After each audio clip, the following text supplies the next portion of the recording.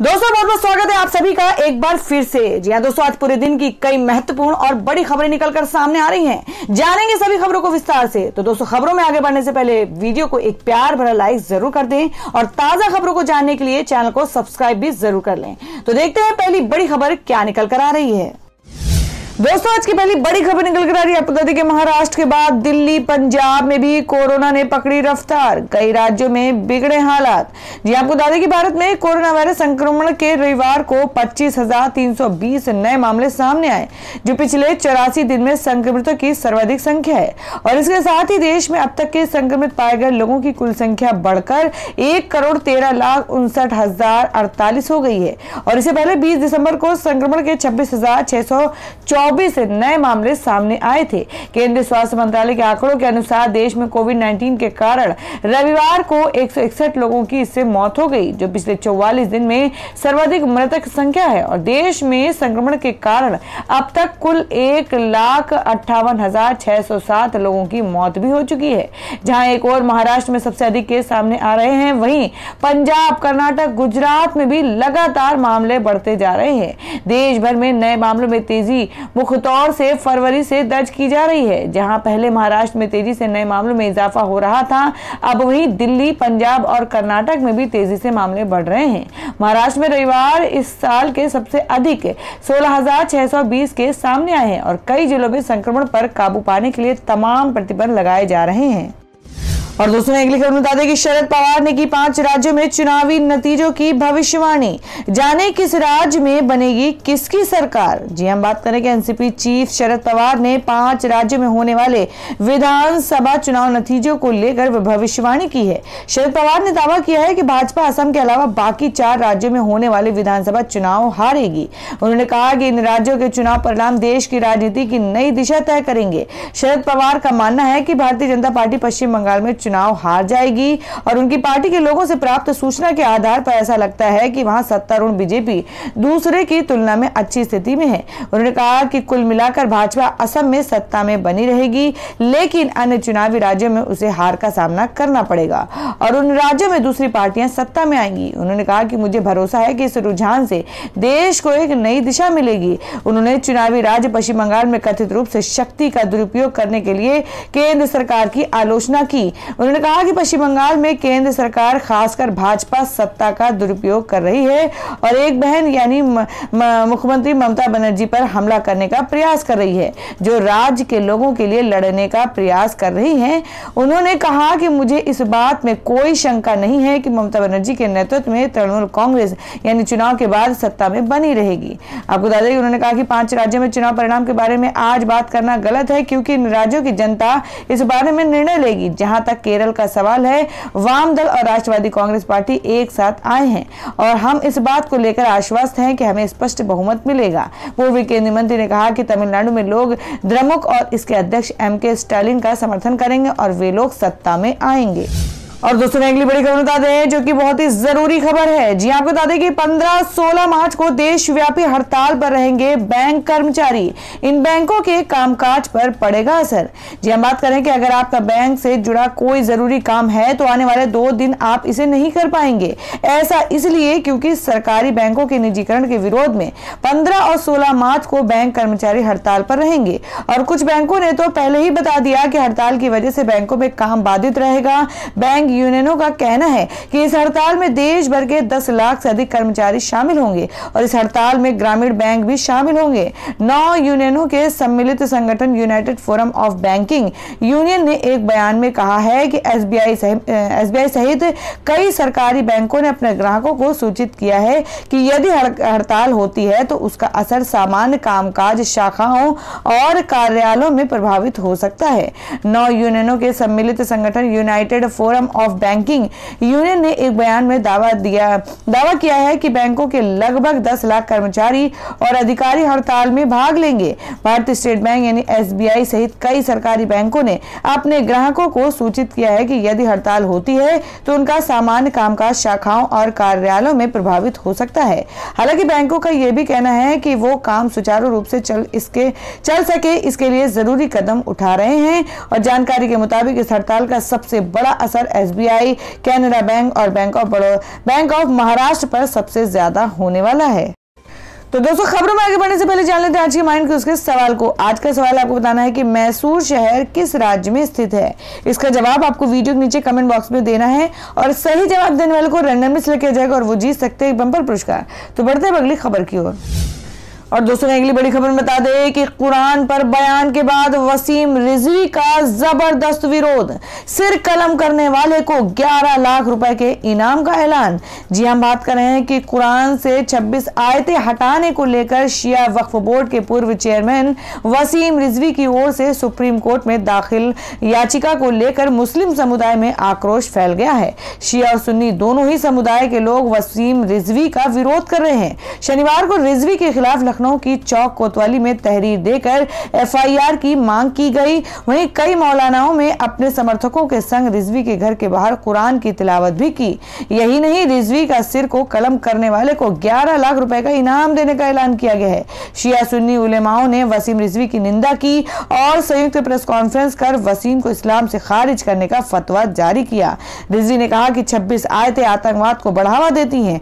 वसीम रिजवी ने याचिका दायर कर कहा कि ये 26 आयतें आतंकवाद को बढ़ावा देती हैं, ऐसे में इन्हें हटाया जाए। इस याचिका को लेकर शिया वक्फ बोर्ड के पूर्व चेयरमैन वसीम रिजवी का लखनऊ में विरोध तेज हो गया है। बीजेपी अल्पसंख्यक प्रकोष्ठ के प्रदेश प्रवक्ता अमील शमसी ने रिजवी के खिलाफ तहरीर दी है। आपको बता दें कि चौक SHO विश्वजीत सिंह का कहना है कि शिकायत की जांच की जा रही है, पड़ताल के बाद वैधानिक कार्रवाई की जाएगी। उधर बीजेपी अल्पसंख्यक प्रकोष्ठ के नगर अध्यक्ष जीशान खान समेत कई मौलानाओं ने कश्मीरी मोहल्ला स्थित रिजवी के घर के बाहर कुरान की 26 आयतों की तिलावत की, जिन्हें वायरस बताकर हटाने की अपील की गई है। और यही नहीं, लखनऊ में देर शाम महिलाओं ने रिजवी के पोस्टर भी फूके।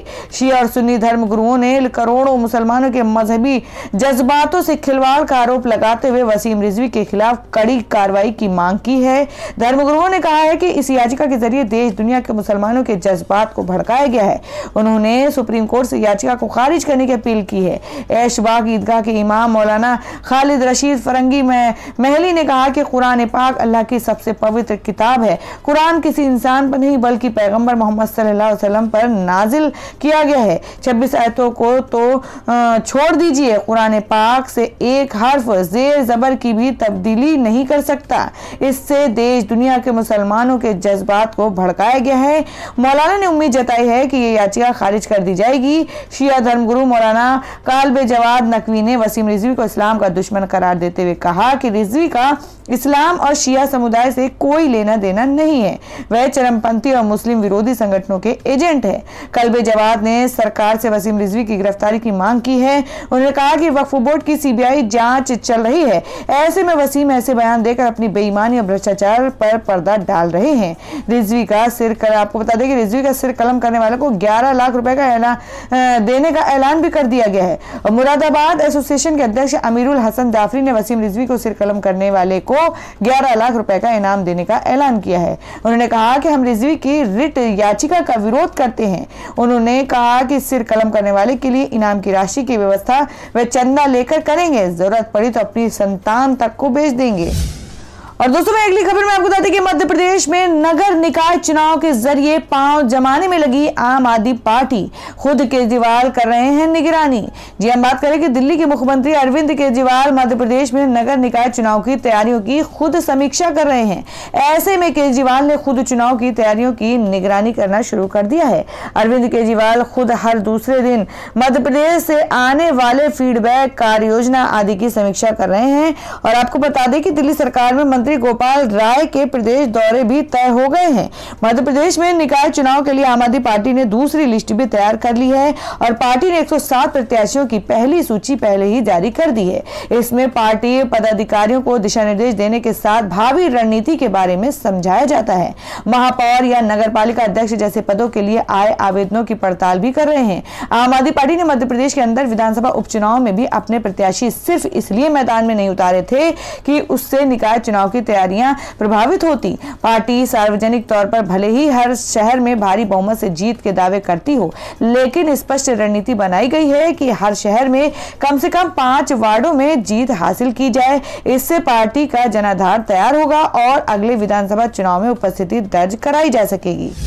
और दोस्तों अगली खबर में आपको बता दें कि जोमेटो डिलीवरी बॉय के समर्थन में आई परिणीति चोपड़ा, कहा मैं किस तरह से मदद कर सकती हूं। जी हम बात करें कि मॉडल और मेकअप आर्टिस्ट हितेशा चंद्रानी के द्वारा जोमेटो डिलीवरी बॉय पर लगाए गए आरोप और वायरल वीडियो के मामले में अब बॉलीवुड एक्ट्रेस परिणीति चोपड़ा ने प्रतिक्रिया दी है। आपको बता दें परिणीति ने अपील की है कि सच का पता लगाकर गुनाहगार को दंडित किया जाए। एक ट्वीट में परिणीति ने जोमेटो की तरफ मदद का भी हाथ बढ़ा है। आपको बता दें कि अक्सर सामाजिक मुद्दों पर अपनी राय रखने वाली परिणीति ने ट्वीट में लिखा कि जोमेटो इंडिया कृपया सच का पता लगाएं और इसकी रिपोर्ट सार्वजनिक करें। अगर ये सज्जन मासूम है, मुझे लगता है कि वह हैं, तो कृपया हमें महिला को दंडित करने में मदद करें। ये अमानवीय, शर्मनाक और दिल दहला देने वाला है। उन्होंने आगे ये भी लिखा कि उन्हें बताएं कि वो कैसे इस मामले में मदद कर सकती हैं। और इस मामले से जुड़े अन्य ट्वीट की तरह परिणीति का ट्वीट भी तेजी से वायरल हो रहा है। सोशल मीडिया पर जमकर वायरल हुआ था वीडियो। आपको बता दें कि पूरा मामला पिछले मंगलवार को सामने आया था। बेंगलुरु की हितेशा चंद्रानी ने जोमेटो डिलीवरी बॉय पर मारपीट का आरोप लगाते हुए एक वीडियो सोशल मीडिया पर साझा किया था और ये वीडियो तेजी से सोशल मीडिया पर वायरल हो रहा था। महिला ने आरोप लगाया था कि ऑर्डर कैंसिल करने पर डिलीवरी बॉय ने उस पर हमला किया। बाद में महिला की शिकायत पर डिलीवरी बॉय को गिरफ्तार किया गया और वही मामले में मोड़ तब आया जब डिलीवरी बॉय कामराज ने अपना पक्ष सबके सामने रखा। कामराज का कहना है कि पहले महिला ने उसके साथ गाली गलौज की और उसके साथ मारपीट की शुरुआत की। इसी बीच गलती से महिला का हाथ खुद उसकी नाक पर लग गया था, जिसके चलते उसकी नाक से खून बहने लगा था। फिलहाल मामले की जांच जारी है, लेकिन सोशल मीडिया पर लोग दो गुटों में बंट गए हैं। जहां कुछ लोग महिला के सपोर्ट में हैं, तो वहीं कई लोग कामराज के साथ खड़े हैं। और दोस्तों मैं अगली खबर बता दें कि राम मंदिर बनने के बाद दिल्ली के वरिष्ठ नागरिकों को दर्शन कराएगी सरकार। केजरीवाल ने दोहराया अपना वादा। जी हम बात करें कि दिल्ली के वरिष्ठ नागरिकों को अयोध्या की यात्रा कराएंगे अरविंद केजरीवाल। केजरीवाल ने पहले भी ऐलान किया था और एक बार फिर से अपने इस वादे को उन्होंने दोहराया है। अरविंद केजरीवाल ने कहा कि 2 साल के अंदर अयोध्या में राम मंदिर का निर्माण पूरा हो जाएगा और कहा कि इस यात्रा का पूरा खर्च सरकार उठाएगी। इससे पहले भी उन्होंने उपराज्यपाल के अभिभाषण के धन्यवाद प्रस्ताव का समर्थन करते हुए कहा था, सरकार प्रभु श्री राम से प्रेरणा लेकर दिल्ली में राम राज्य की अवधारणा को लागू करने का प्रयास कर रही है। तो दोस्तों खबरों में आगे बढ़ने से पहले एक बार फिर से आपको याद दिला दें कि अगर आपने अभी तक हमारी वीडियो को लाइक नहीं किया तो जल्दी से वीडियो को लाइक कर दें, क्योंकि आपका एक लाइक हमारे लिए बहुत ही महत्वपूर्ण होता है। और अगर आप हमारे चैनल पर नए हैं तो चैनल को जरूर सब्सक्राइब कर लें और बेल के बटन को भी जरूर हिट कर दें। और हमारी पूरी न्यूज को जानने के लिए वीडियो को लास्ट तक जरूर देखें। बढ़ते अगली खबर की ओर। और दोस्तों मैं अगली खबर बता दें कि सीएम नीतीश कुमार की मौजूदगी में उपेंद्र कुशवाहा जेडीयू में शामिल बने संसदीय बोर्ड के राष्ट्रीय अध्यक्ष। जी हम बात कर रहे हैं कि उपेंद्र कुशवाहा ने मुख्यमंत्री नीतीश कुमार की मौजूदगी में रविवार को जनता दल यूनाइटेड की सदस्यता ग्रहण कर ली है।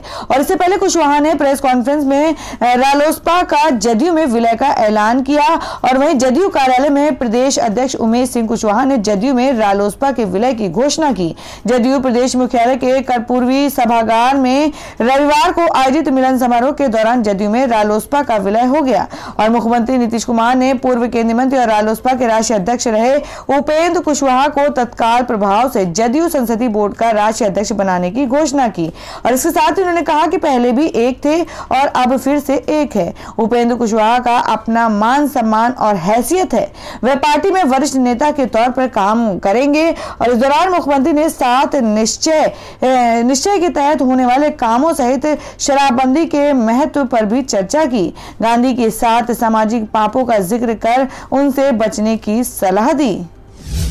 और दूसरी अगली बड़ी खबर बता दें कि नंदीग्राम से राकेश टिकैत ने बीजेपी के खिलाफ खोला मोर्चा।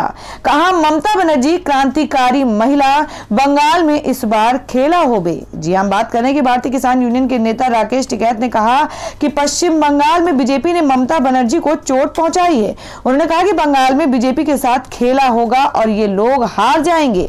राकेश टिकैत बंगाल के नंदीग्राम में किसान महापंचायत रैली में एक सभा को संबोधित करने के दौरान ये बातें कही। नहीं है। जी आपको बता दें कि राकेश टिकैत ने रैली में मौजूद भीड़ से अपील करते हुए कहा कि इस बार बीजेपी के खिलाफ वोट करना और इनकी सरकार नहीं बनने देना। टिकैत ने आगे कहा कि ये सरकार में रहने वाले लोग रेलवे, शिप, एयरपोर्ट सब कुछ बेच दे रहे हैं और अब इनकी नजर किसानों पर है, लेकिन बंगाल के किसान इनके मंसूबों को कामयाब होने नहीं देगा। ममता क्रांतिकारी महिला भाकियू नेता ने अपने संबोधन में कहा कि बीजेपी के लोग ममता बनर्जी को घायल कर दिए। वो अकेली महिला है जो इनके खिलाफ लड़ रही है, हो सकता है उन्हें चुप कराने की सरकार साजिश कर रहे हैं। टिकैत ने इस दौरान बीजेपी कैंडिडेट शुभेंदु अधिकारी पर भी निशाना साधा। संसद में उन्होंने कहा कि संसद में बेचेंगे फसल। वहीं नंदीग्राम में मीडिया से बात करते हुए राकेश टिकैत ने कहा कि जिस दिन संयुक्त मोर्चा चलेगी, किसान संसद में नई मंडी खोल देंगे। एक बार फिर ट्रैक्टर दिल्ली में दाखिल होगी। हमारे पास 3.5 लाख ट्रैक्टर और 25 लाख किसान हैं। हमारा नया टारगेट संसद में फसल बेचना है। अगर सरकार हमारी मांग नहीं मानेगी तो हम अगला कदम उठाएंगे। और दूसरी अगली खबर जान लेते हैं कि देश भर में सोने और चांदी का ताजा भाव। जी आपको बता दें कि सोना खरीदने का शानदार मौका। 3 महीने में 6,000 रुपए सस्ता हुआ सोना। जानिए क्या और गिरेंगे दाम। जी हम बात करेंगे सोने की कीमतों में लगातार गिरावट देखी जा रही है और अब तक सोने के दाम लगभग 11 महीने के निचले स्तर पर आ चुका है।